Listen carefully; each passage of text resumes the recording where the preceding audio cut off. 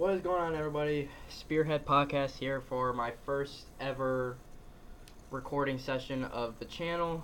And here I have Sam Tracy and as well Nolan Kadinger, however you say that last name. I'm sorry, Nolan. Ooh, not, not a good look, Justin. I'm sorry. Let's play to win, baby. Alright, so we are here for my first ever recording session. For this recording session, we are going to be going over some certain situations in the NHL, MLB, NFL, and NBA. Kicking it off with the NHL, as tonight is the start of the regular season at the time of this recording. And breaking news as of today, Tom Wilson suspended 20 games for a high hit during a preseason game. What do we all think about this? Well, I honestly think that, I looked over the Department of Player Safety video a couple minutes ago, and they did point out that this was, like, the shortest stretch that somebody's gone, like, between suspensions. Like, I think it was, like 16 games? I think it was 16 games, but, still, Tom Wilson, I think he's probably one of the most polarizing players in the National Hockey League today. You either love him or you hate him.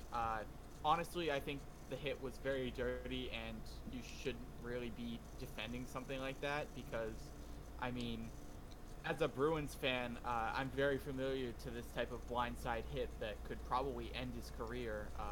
I don't know if you remember the Matt Cook hit on Mark Savard, but Oh, yeah. It really reminded me of that play a lot. So I honestly think that the suspension was worthy for Tom Wilson, 20 games.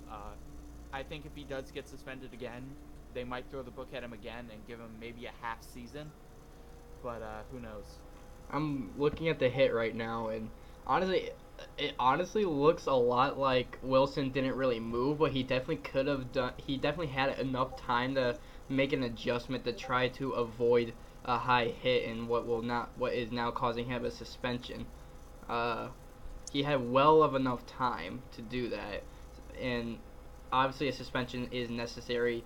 You can't just be going around hitting player in the head, especially in the preseason when it doesn't really matter. Yeah, sounds about right. Um, Why are you just going around hitting people? It's the preseason. Calm down. Well, that's just Tom Wilson's style of play. He seems to be doing this all the time, and I know I'm probably gonna get a lot of hate for this because it's like, oh, Brad Marchand does the same thing, but let's be honest. Tom Wilson is a poor man's Brad Marchand. Plus with about like half the production of Marchand. and as well with Sam, we have a Boston Bruins fan in here.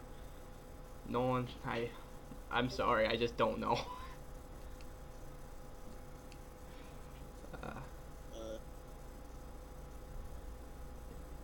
Just okay. So when Sam is kind of talking about Brad Marchand, how he does these dirty hits, yes, he does, but he also kind of does them in a clean manner. Like he like avoids I said, suspension. Like I said, Tom Wilson is a poor man's Brad Marchand. Like, Yeah. he gets under players' skin for the most part, and that he does probably a little bit better than Marchand. But the thing is that Marchand he plays with an edge, but he can still score. And part of that is, I think he led the NHL in points at one point during this season or last season. But honestly, and I think when Tom Wilson was in contract negotiations, I'm willing to bet that Capitals ownership was probably saying, hey, we want you to be like Brad Marchand, but better. Well, unfortunately for Tom Wilson, quite the opposite has happened. He's become basically a knockoff Brad Marchand in a way. And coming as a defenseman, it is as well a little bit harder because you want to try to be out there making big hits, but you also have to be clean. Because being a defenseman, your main when goal. we're talking about big hits as defensemen. I mean, if you want to look at somebody who hits clean and was remembered for that was Nicholas Cronwall. I don't know if he's still playing or not. I don't know. Didn't he retire? I know Zetterberg did, but I don't know about Cromwell. Cronwall. I think. But when Cronwall was in his prime with the Red Wings, I mean, he was the first and last guy that you would think about when it comes to clean open ice hitting. And I mean, if Tom Wilson wants to do more Cronwall style hits, I'd be completely fine with that. I mean, but if he wants to go with this blindside Matt Cook garbage that we're seeing now, I honestly don't think I honestly think his reputation will be ruined very quickly. I mean, as well as being a player for the Capitals, defending Stanley Cup champions, you kind of want to be out there and stand out, but going out there and just blindsiding people is not the way to do it. I mean, now I'm not. He was suspended for a good portion of the playoffs after he laid a hit out on Zach Aston Reese, the former Northeastern Husky. I mean, honestly, I think it was 16 games between his two suspensions, the one in the playoffs and the current one. So, I mean, who knows? Time will tell if Tom Wilson will change his game and adapt. I honestly don't believe he will. So, I mean, who knows? Now, looking at the hit that Wilson did on Aston Reese, it was well deserved because you can tell how much pain it put Aston Reese, and how he had blood coming out of him, and how Wilson even jumped off the ice a little bit to make the hit. Oh, you fucking. God damn it, Nolan. I mean, who knows? Because like I said, Wilson just has an air of Matt Cook surrounding him. Nazem Which Kadri. also leads to my let's not forget the Nazem Kadri hit, but I mean that wasn't half as bad as Wilson's hit, as Wilson hits over the past couple of seasons. I'll be completely honest with you. This is just leading into my little theory that the Capitals have just decided to be an even trashier version of the Penguins. I mean, this spawns from their fan base on Twitter all the way to Tom Wilson. But who knows? Oh, yeah. So, now that we have the Tom Wilson situation talked about, tonight is the start of a whole new season in the NHL, the 2018-2019 season. What do we think is going to be happening during the season as well as a result?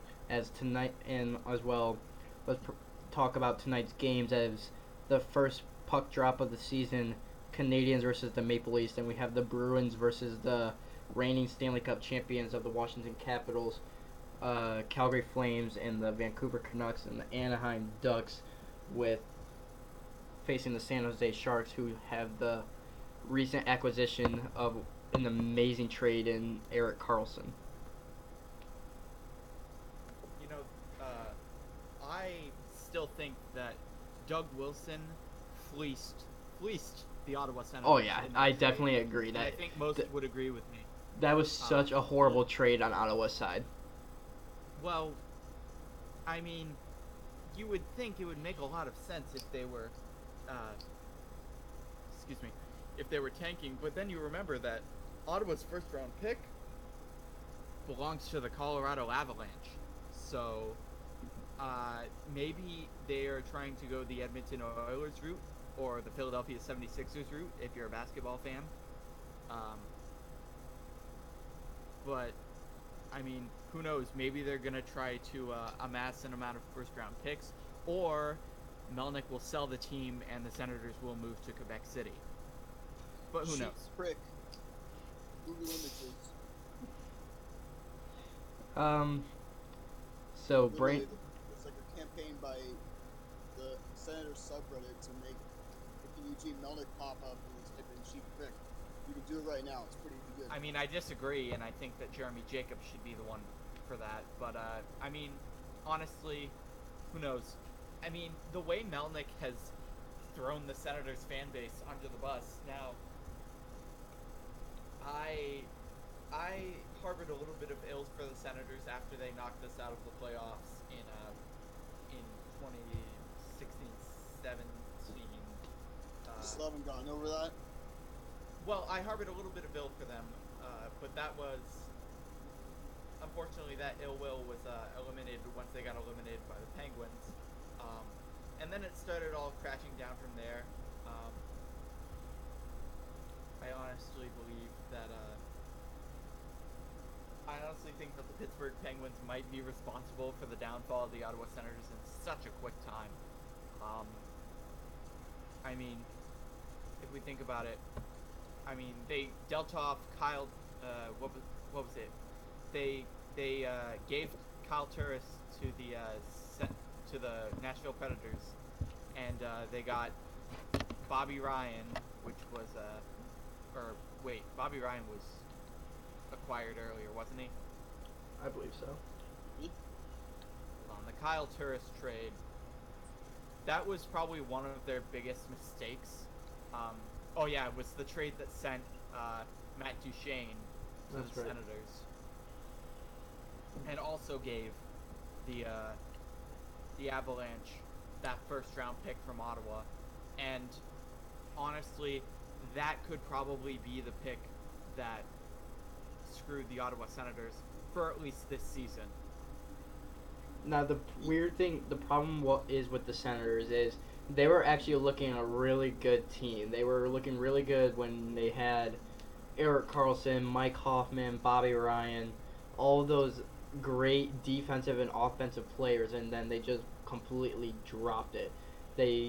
All they have left basically on that team is now Matt Duchene, Bobby Ryan, Mark Stone. They traded away Mike Hoffman to the Sharks, who within a half an hour got traded to the Panthers, and then they traded away Erik Karlsson to the Sharks, and now what they really only have and left. I am honestly surprised that Karlsson didn't get flipped back into the Atlantic Division, but given the Sharks' recent history. But I mean, it was I think that Pierre Dorian has made some very, very bad deals, and I'm surprised it hasn't cost him his job yet. But who knows? Maybe this is part of a larger plan by Eugene Melnick to make the Senators into an unbeatable team by using the Philadelphia 76ers process. Now with the San Jose Sharks now with their bunch of players that they have looking with Joe Pavelski, Joe Thornton, Brent Burns, Erik Karlsson, do we think they might have a decent season, a good season, and maybe a decent run in the playoffs, if not maybe all the way to the finals? Oh no doubt. There's no doubt in my mind that the San Jose Sharks have clearly emerged as Cup favorites. Now, we say Cup favorites all the time because, just judging by rosters, but as we've learned in the past, Cup favorites doesn't exactly mean that they're an absolute lock to win the Cup. For example, the Washington Capitals. The one year where they aren't picked as Cup favorites, they go on and win the Cup. Favorites is a title that makes you damn not winning it. It is. It honestly is. It's sort of like that Champions of the Off-Season moniker. It basically curses you being on for the cover remainder. of the EA Sports titles. Yeah, it's just a curse that usually puts a wrench in your season and just sort of, yeah.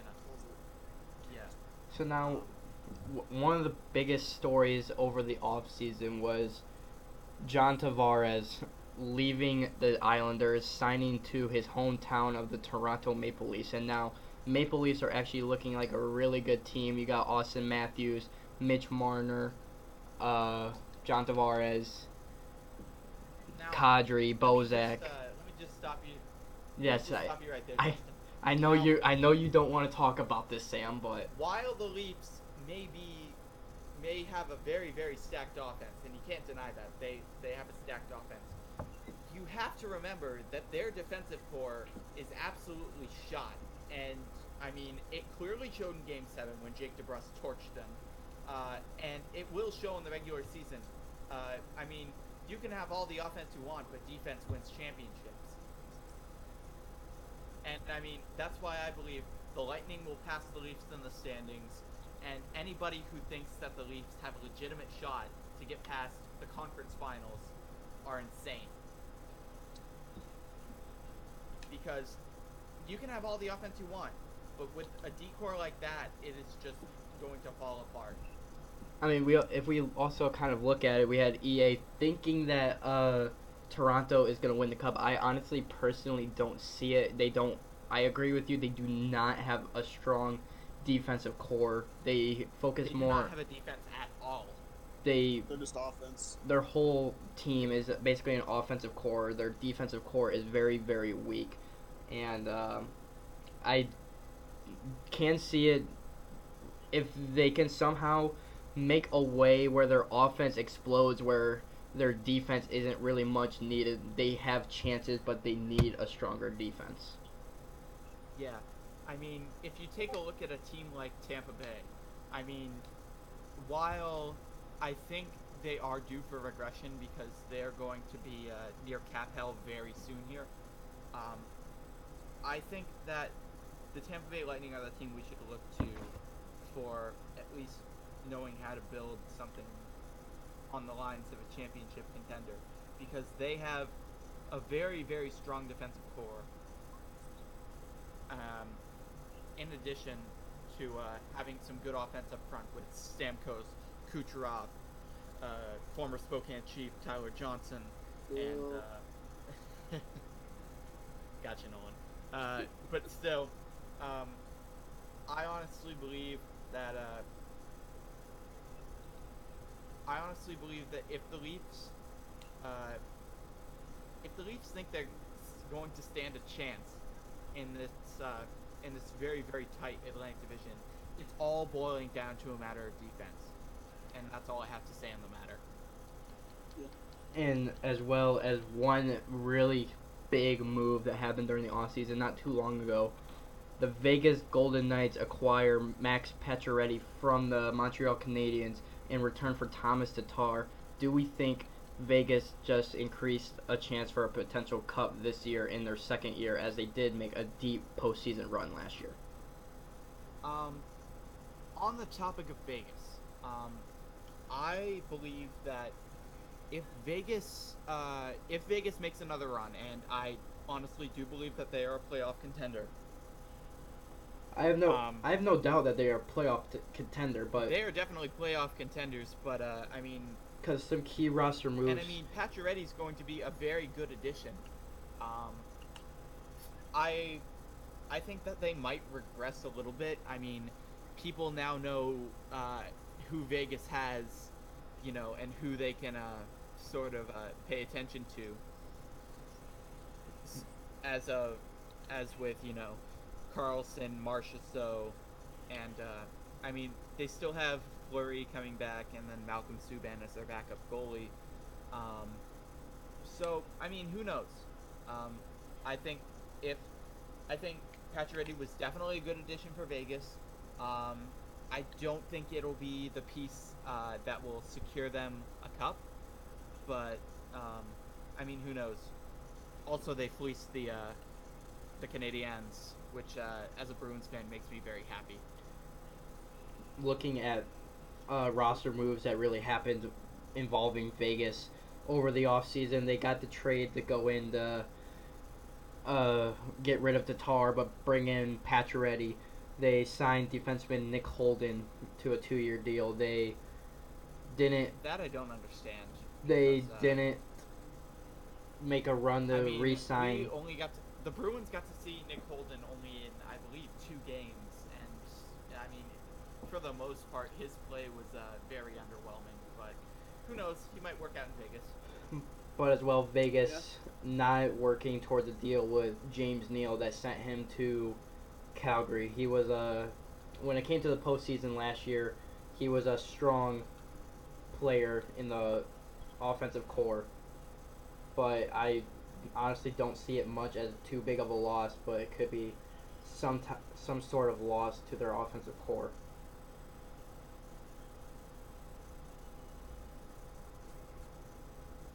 Yeah. Yeah. But now this was as well another big thing that happened during this offseason. Ilya Kovalchuk is coming out of retirement or coming back from the KHL, signed a deal, a 3-year deal with the Kings.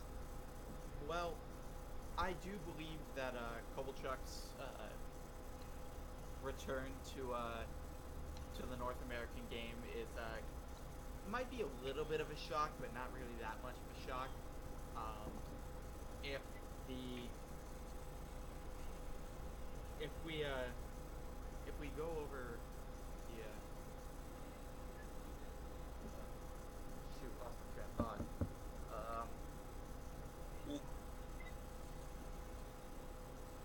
Shoot, I forgot. Never mind. But now looking at the Kings, they have their load of players in Drew Doughty, Kovalchuk, Toffoli, Brown, Kopitar.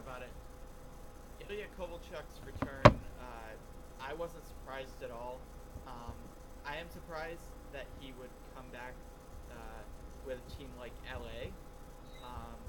Because I don't know, it just seems very weird that Kovalchuk would go to LA after playing a majority of his time in New Jersey. And I mean, we'll have to see how he does coming back to the North American game, because the KHL, in my opinion, it seems to be on par with the level of play seen in the AHL, maybe even somewhere in between. So, I mean, who knows, maybe playing a little bit of a lower level of competition might help him. And that Olympic gold sure does help his case to him having a good comeback season. But, I mean, especially with the Kings sort of going downhill and Jonathan Quick being the only thing to save them, this might put the Kings back in a solid playoff contention. Now we're gonna quickly talk about our own teams, then we're gonna go do like a quick review of what we will think the outcome of the season was. I'm gonna let you start it off. What do you think were key that the Bruins did over the offseason, and where do you think they could end up during the season? Well, the Bruins, I think, did a lot of good moves during the offseason. They also did make a handful of mistakes, and every offseason comes with their wins and losses. I think a big loss for the Bruins was the departure of Tim Schaller to Vancouver. Now, but I do think they did make some good progress by trading away the albatross contract of Adam McQuaid.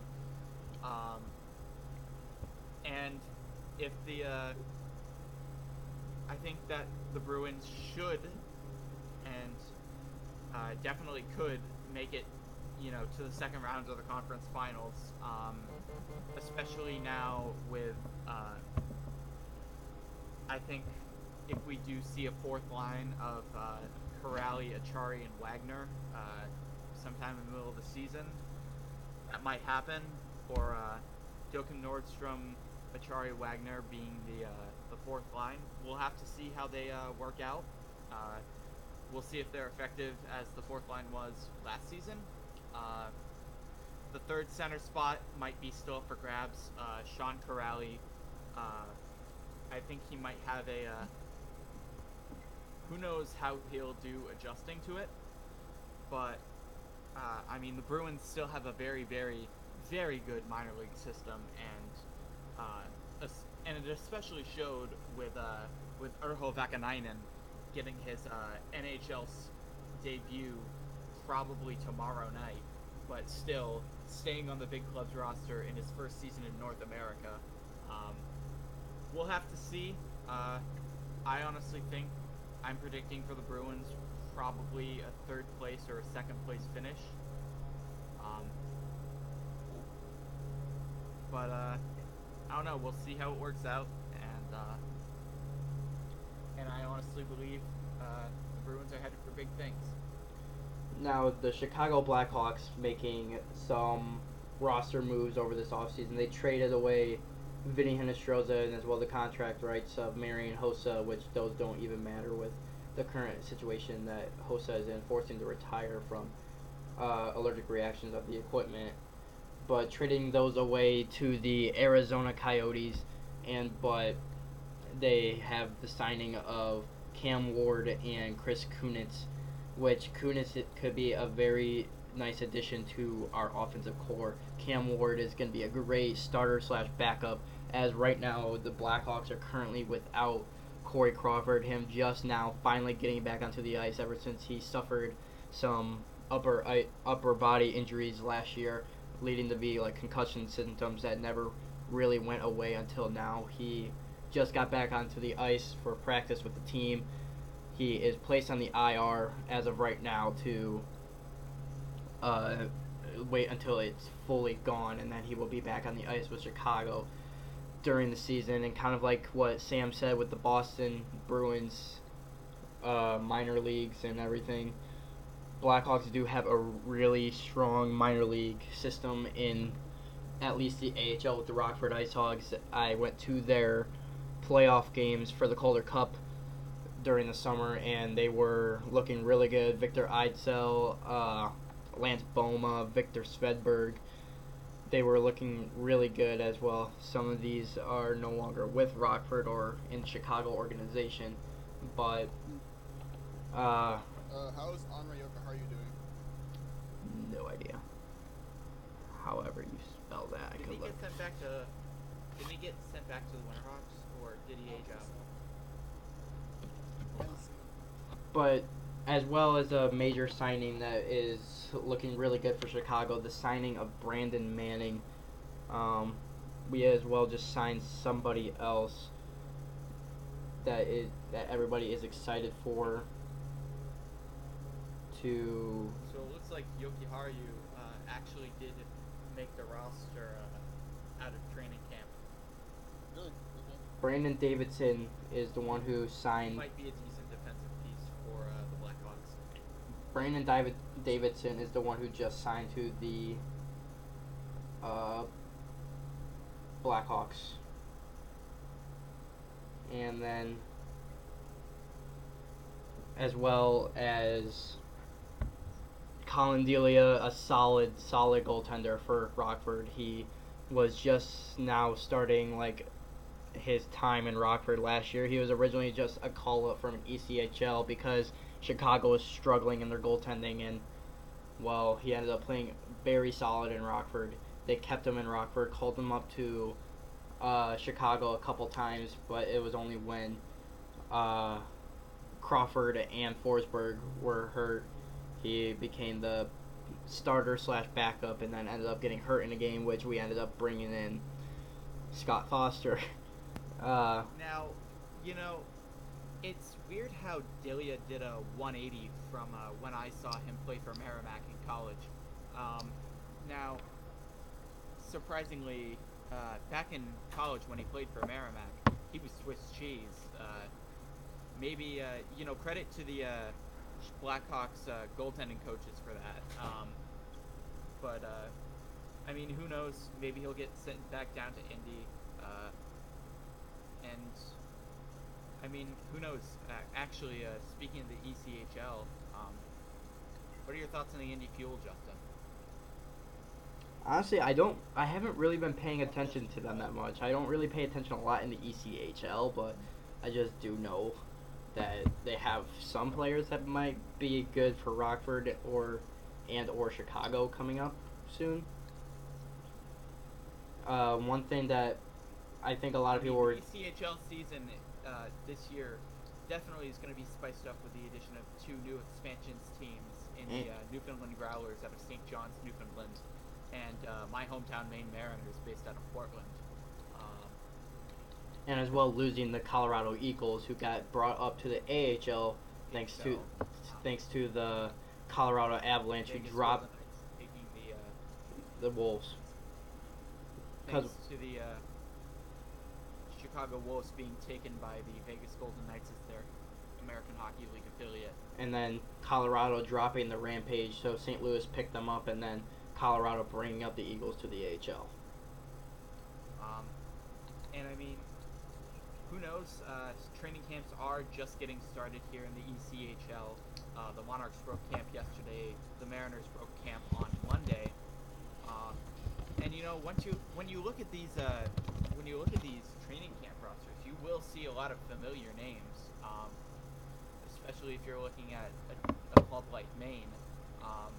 I mean, as a local hockey fan who follows college hockey very, very closely, I mean, seeing some of these names on here, names like Riley Bourbonnais, Trevor Florent, who played D3 at University of New England, John Fergulli, who played 2 seasons, who split 4 seasons between UNH and Quinnipiac, Brian Billett, former BC Eagle, Connor Lacouve, former BU Terrier.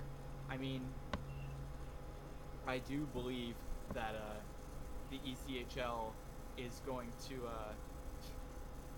I believe the ECHL is going to have a very interesting season, especially in the North Division. Yeah. So now our final talk about this specific topic of the NHL. Who do we think could be potential playoff contenders and winners of divisions, and who do we think can we see possibly in the Stanley Cup final? So if I had to predict the Stanley Cup final right now, if I had to take a wild guess, and who knows, I'll probably be completely wrong with this, but if we were to take every team in the league without any injuries, I honestly believe that we might see a Stanley Cup final. And like I said, I'm going to be very wrong in this. I believe it's going to be the San Jose Sharks and the Tampa Bay Lightning in the Stanley Cup final. No, I could tend to agree with you with at least maybe Tampa. They are a very strong team in offensive, defensive, and goaltending. They honestly are well deserving of a Stanley Cup. While I believe that Tampa Bay is very, very, very, it's a very, very good squad.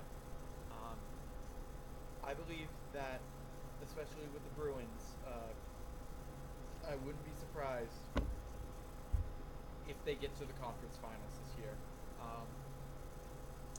I'm thinking more maybe the Jets will make the Stanley Cup final, to be honest. Yeah, and I believe the Jets might have a very, very good case. And they recently re-signed Connor Hellebuck. Especially with Connor Hellebuck in goal, the former UMass Lowell Riverhawk. Shout out to Joey. Now Hellebuck had a really good season last year. It's just the problem is, can or will he be consistent to have another solid year? Play at Lowell, he was very consistent. But looking at, if the Jets get rolling in the playoffs, it will be very, very hard to stop them, especially when they're at home. Well, for at least what I've really known, looking at his NHL numbers, he never really had a good season until last year. But I mean, Winnipeg, he was the backup to Winnipeg, and then yeah, I mean, Winnipeg's goalie situation was very weird. It still kind of is because is Steve Mason still on Winnipeg? I mean, Connor Hellebuck, watching him in college, he was a very, very good goaltender. But, I mean, who knows? I think if we do see, like I said, if Winnipeg gets rolling in the playoffs, it will be very hard to stop them, especially with that great home ice advantage they have with the whiteout during the playoffs. Um, and I mean, I wouldn't be surprised if we see a Jets Sharks conference final, or if we see and in the East, it's probably going to be the Lightning and Bruins again in round two. Um, Yeah. and then who knows? Maybe the Flyers will have a breakout season because a lot of people have been sleeping on them. I think they've made some good additions. Their goaltending situation is kind of weird. I wouldn't be surprised if we got to see Elliott and Carter Hart sort of share time in the net, maybe a goalie tandem. Shout out to Gritty. Yeah, shout out to Freddie. That guy doesn't get enough love. But He just also, came out. What do you I mean wouldn't he's be not getting surprised enough if love?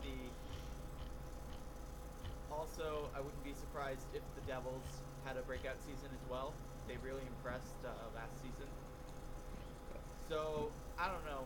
I think that the Metro is a 4-horse race and the Atlantic a 3-horse race. So, who knows? Now, as well, one more thing to really talk about. What are we thinking with Buffalo? Buffalo, I think they're trying their best to assemble a somewhat okay roster, but I honestly believe, especially watching Jack Eichel play at BU, his personality is just very, very, very detrimental for a team. Now, like, Take for example, he's one of, if I had to draw a comparison, he's kind of like Antonio Brown. He's usually begging for attention, and I mean, you're kind of feeding his ego by making him captain, and especially with the incident where they said, fire Dan Bilesma or I'm not re-signing. I honestly can't see Buffalo, being as good as people think they're going to be. But who knows? that I'm Might be I'm very agreeing with you that there. might be Honestly, I think they lost too who knows what much. happens. I think they lost too much. They lost O'Reilly. They lost Leonard. They still have Eichel. They lost Kane during the season. They lost Kane not too long ago. Was that last And year, I believe? there's another thing. Yes. Well, there is. I mean, the subtractions are probably a little bit less than the additions because I think Jeff Skinner was a very good pickup, and Carter Hutton was also a very good pickup. Those are some moves that were looking really good for Buffalo, as well as honestly, I think people. While I do like it, I think people are kind of overviewing on Erasmus Dahl, and they're expecting him to. He's going to be an outbreak player. He's going to provide so much for the team, but Dahlin might be a little bit overrated for the most Yeah. part. oh yeah, he looked Because, yes he was looking everyone really was- yes he looked really good yes, he was in his very youth. Good in the preseason, those prospect challenge games. When I saw him play against the Bruins, he was invisible for the most part. He didn't really make any plays that really stood out. Didn't assist on any big goals or anything. Now yes, Dolan he looked outstanding in his youth, but but now people are expecting him to be able to perform the same way from his youth in the NHL. When if you look, especially since he's used to playing on a bigger ice surface, especially he's playing on Olympic ice sheets out in Sweden. If I take a look at his former team's home arena, the Scandinavium, if I'm not mistaken, I believe the rink at the Scandinavium is Olympic size, but I'm not sure. But still, I think he might have a little bit of trouble adjusting to the. I think he might have a little bit of trouble adjusting to the North American game. Well, and, yeah. And I just looked it up.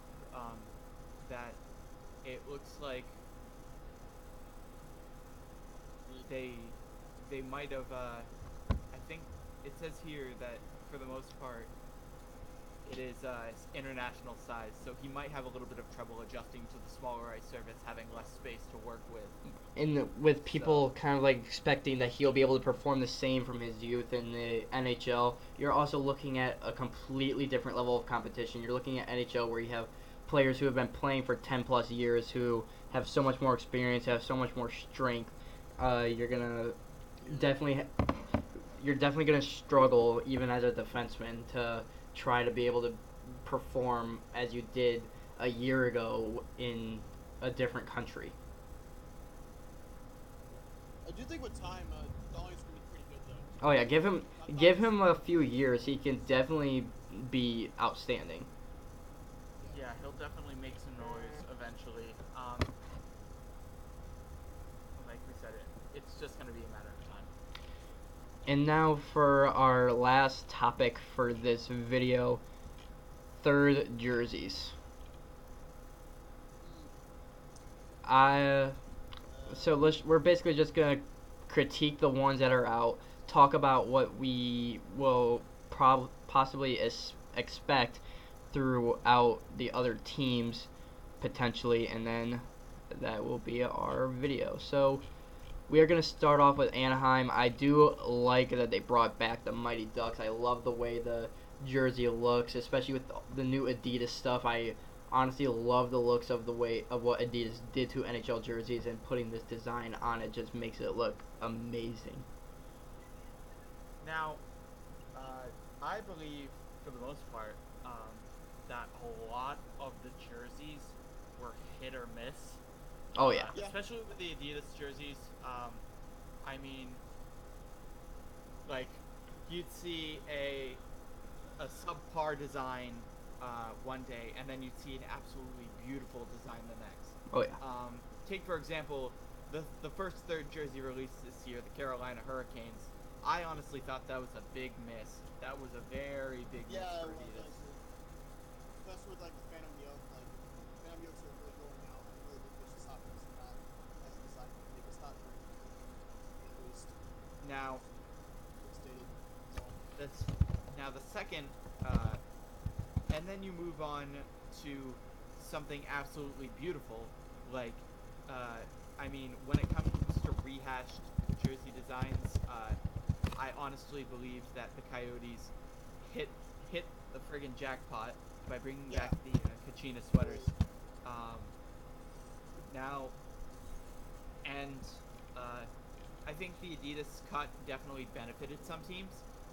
Take for example the Colorado Avalanche, who went sort of for a futuristic look, which I love in my opinion.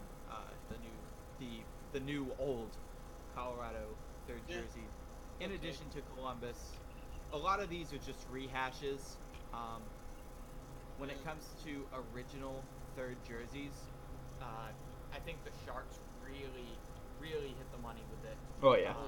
With their new blackout ones. Especially if you get like a close picture with the sleeve, they have like that amazingly cool design in the sleeve. That circuitry pattern on the stripes was great. And I mean, that was probably the best Adidas design third jersey. When it comes to the other stuff, I would probably say, I mean, while the Ducks jersey was not as good as I expected it to be, I really wanted to see burgundy in place of black. But I mean, they do incorporate the burgundy jerseys, in. I think Adidas missed on the Hurricanes and the Ducks, but they definitely hit the jackpot with the with the Sharks, and quite possibly, this might seem like an unpopular opinion, but I kind of like the Jets' new third jersey. Oh. Oh yeah, I agree. I think it's great. To be honest. It's just the only problems I have there is the lack of stuff on the shoulders. It's like Yeah. great. It does seem a little bit empty, but I mean, it does definitely have an old time look to it. Like a minor league look. I like that. Yeah. Now the next jersey I'm gonna talk about, as I'm going in order, Arizona. I do love that they brought this back. Especially on the Adidas cuts, with the way Adidas does their jerseys and everything, the jersey looks amazing. Honestly, It's definitely would going to like be a one. top seller down in Arizona. Um, So okay, and I mean, also, I've completely forgot about this. Can we take a second and talk about those beautiful, beautiful Hartford Whalers throwbacks oh that yeah. that the Hurricanes are going to wear against the Bruins? Oh yeah. Those are absolutely beautiful. They better play brass bonanzas or real song though. Uh, It was nice. That's all I'm well, I saying. mean, they will. I don't know. Would you want to risk losing the 14 fans that show up at your home games? No.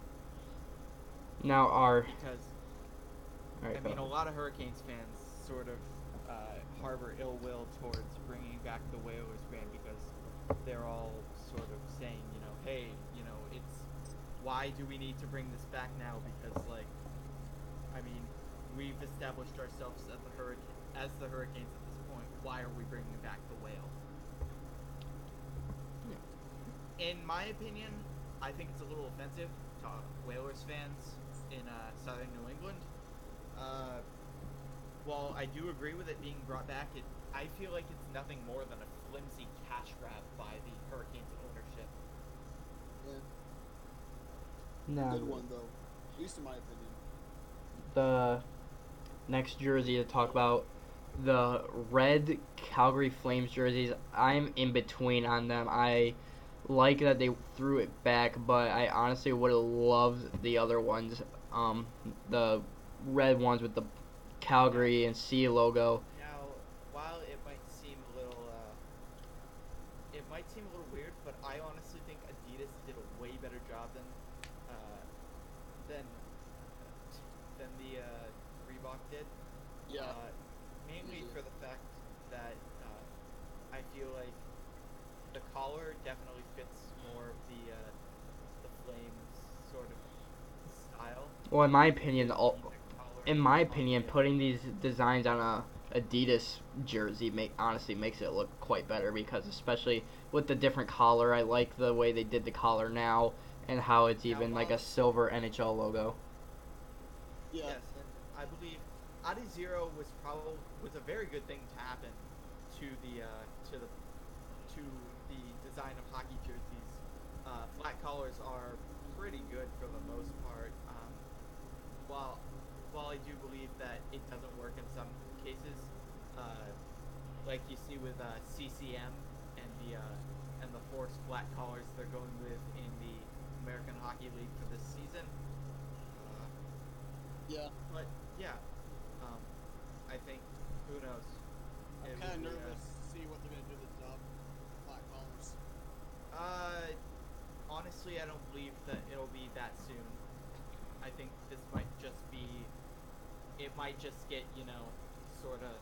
I don't think it'll be forced upon the league like that soon, because Yeah. Still, I think in the future they might try doing it. Now We'll see. our next one, Carolina, they had their two. They have the black ones and the Hartford Whalers one. Honestly, with the black ones, I like what they did. I like that they're trying to bring back the warning flag, but they could have done a little something better with the stripes. I honestly love the blackout on the sleeve, on the shoulders, but on the other Now that's where I shoulder, disagree. I personally You see, love those the types of weird things. ghosted shoulder patches just don't do it for me. I think if they wanted to do it, that way, I think they could have gone with a little more better design because it sort of just blends in right with the shoulder. And I mean, what's the point of doing it if you can't even see it from the stands? Yeah.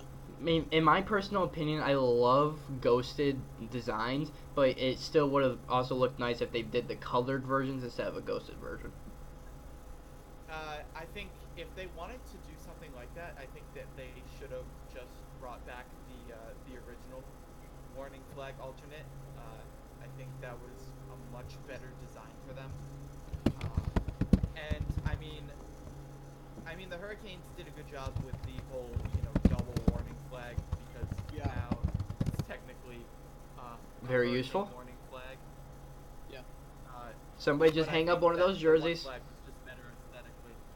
Yeah, the sublimated shoulder patches was not good at all. Now, Just looks terrible. If you ask me. and we've already talked about the Whalers. The Whalers jerseys, we love those. We're glad they're back. Yeah. Columbus. I honestly love this jersey.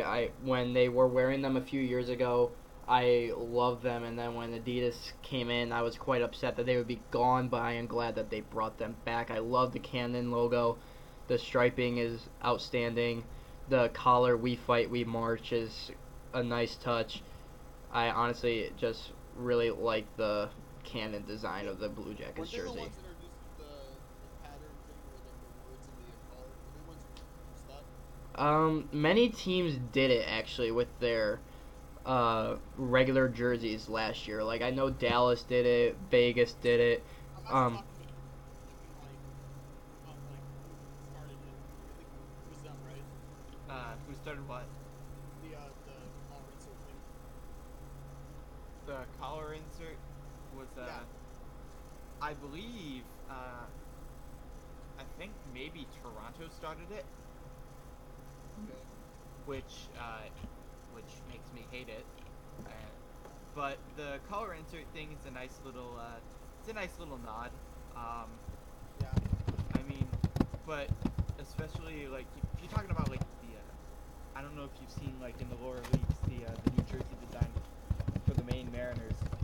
Their color insert is actually a nod to the state's flag, which as a native Mainer really excites me. Which even the Hurricanes did with the warning flags in their collar. Yeah, it's a different color insert, but still, it's a very nice touch. And Overall, if CCM forces flat colors on the ECHL, I think that they might have to come up with something new, but who knows? honestly, but with the Blue Jackets jersey, I love it.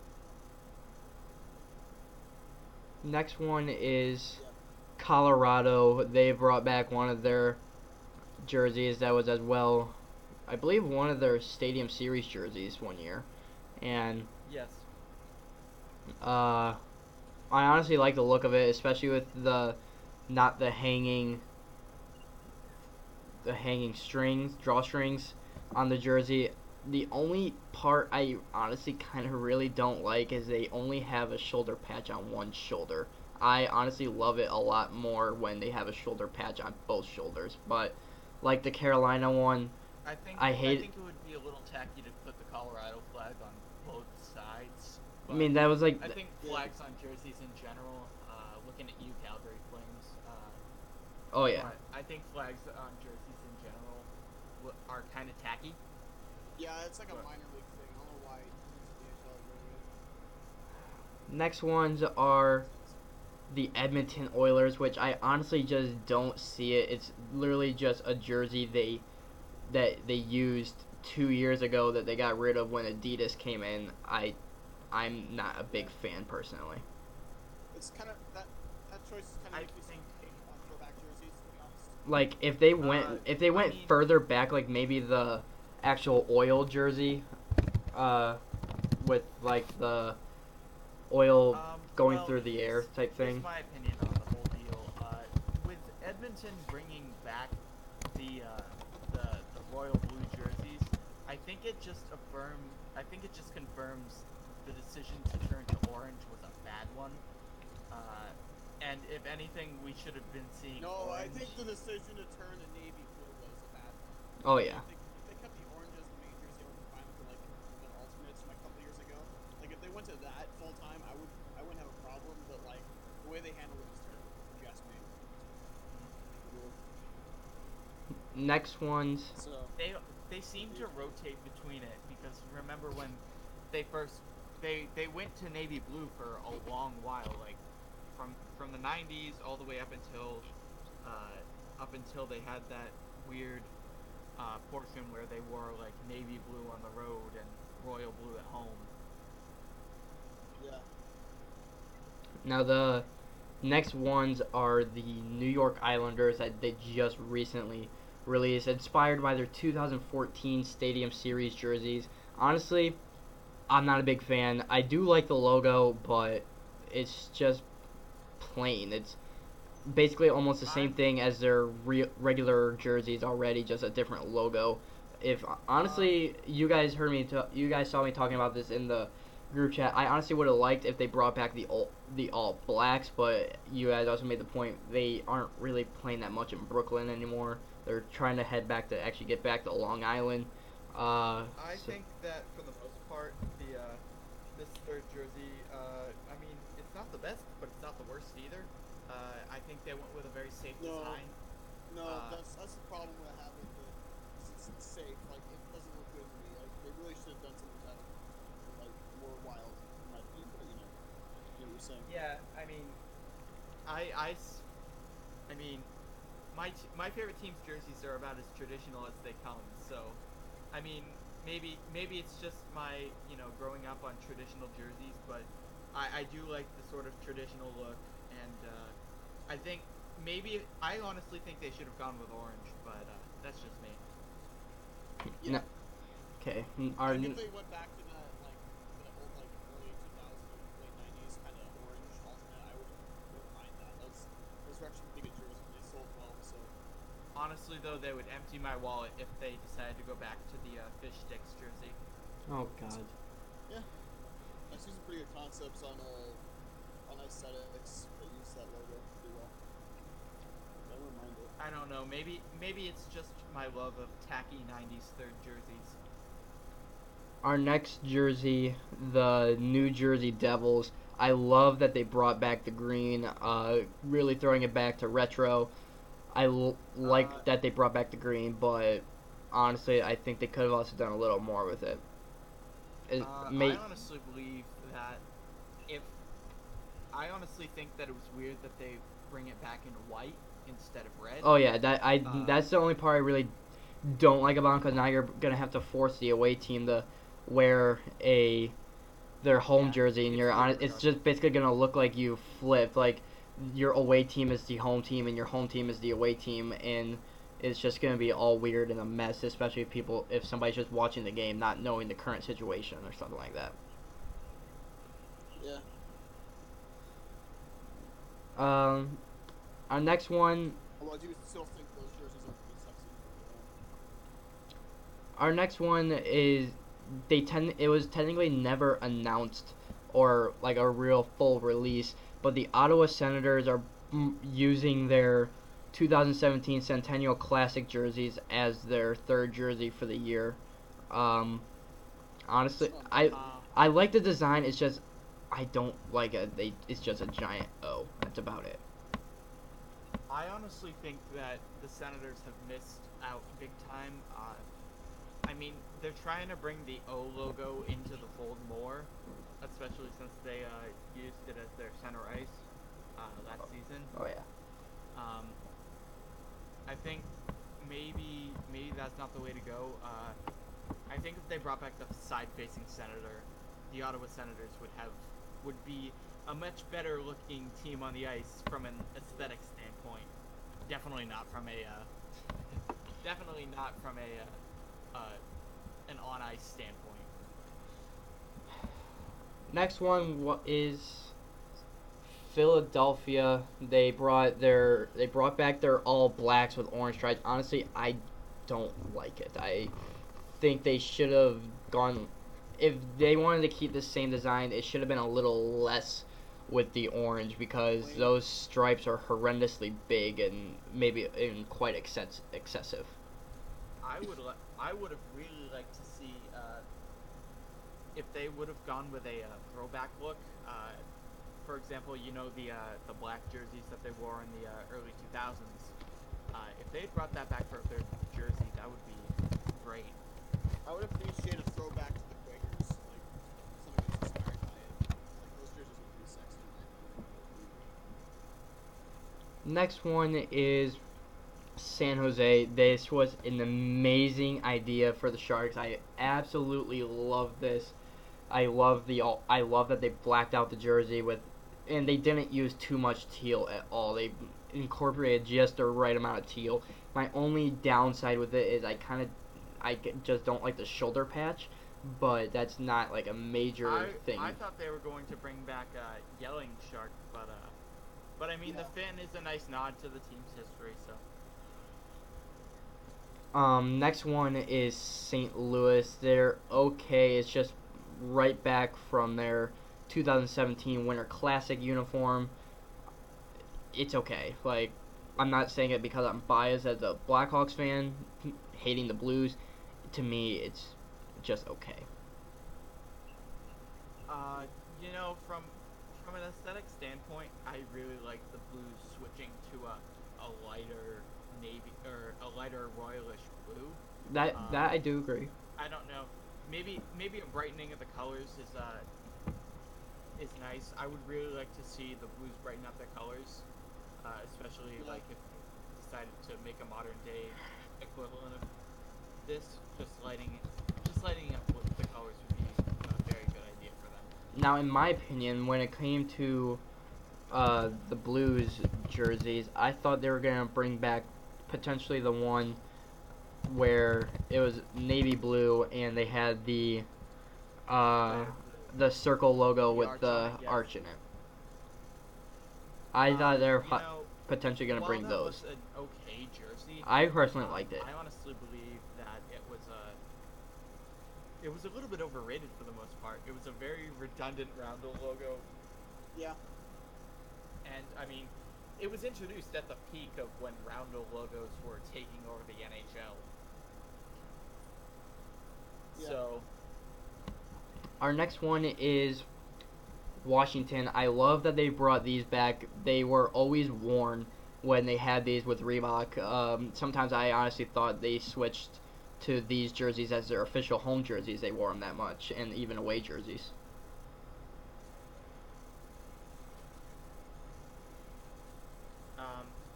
when it comes to the Capitals and their red throwbacks, I think it's a very, very good idea. But who knows? And now we have the Winnipeg Jets, which I honestly hate them. They didn't really incorporate much of, hey, we're in Winnipeg, or hey, we're the Jets, except for just plopping a giant word of Jets on the crest, and that's it. Well, I think that this jersey, if with a couple of minor tweaks, would be very, very good. Yeah. I mean, I really appreciate the Jets word mark on the front, because it reminds me a lot of, like, the old days when when players would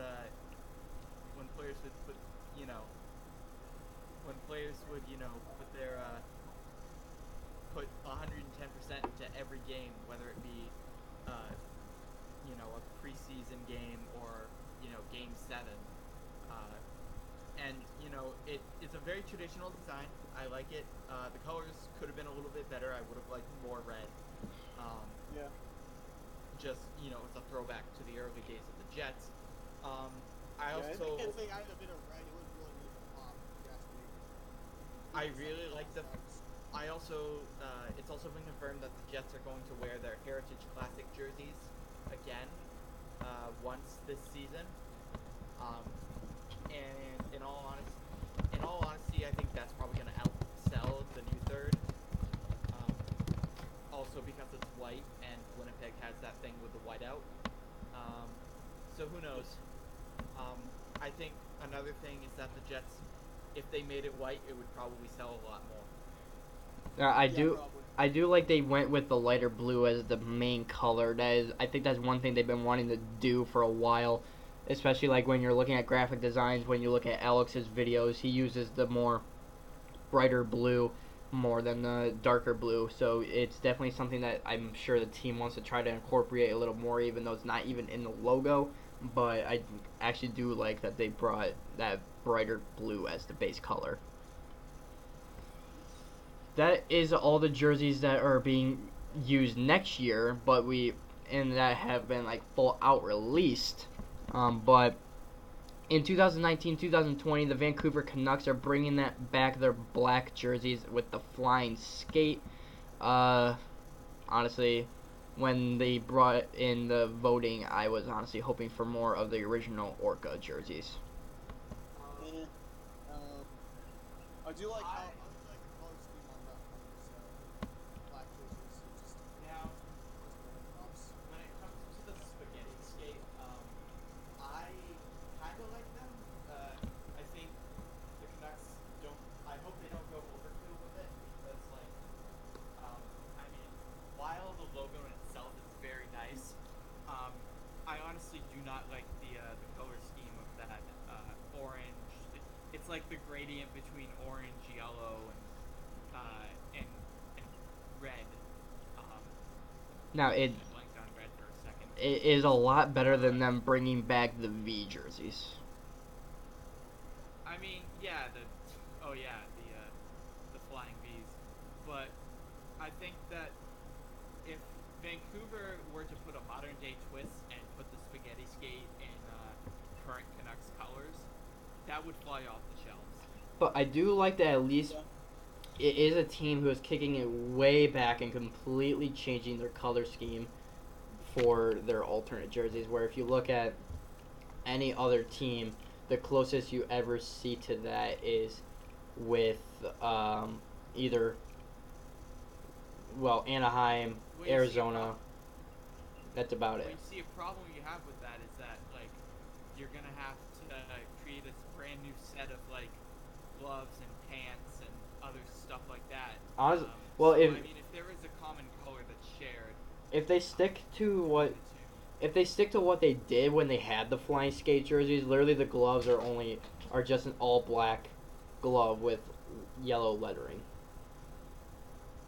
well, you see, that's why I think that there should be a modern day adaptation to it.